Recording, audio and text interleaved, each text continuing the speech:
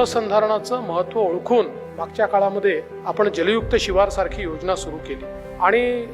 मला अतिशय आनंद आहे की जलयुक्त शिवार एक ही जो आपला पहिला टप्पा होता ज्यामध्ये 22,000 गावांपर्यंत आपण गेलो आणि खूप मोठ्या प्रमाणात लोकांनी त्याच्यामध्ये काम केलं. मग गाळमुक्त धरण, गाळयुक्त शिवार असेल किंवा वेगवेगळ्या उपचार पद्धती असतील, CCT असेल, डीप CCT असेल, साखळी बंधारे असतील, वेगवेगळ्या प्रकारच्या सगळ्या उपचार पद्धती या आपण त्या ठिकाणी अवलंबल्या.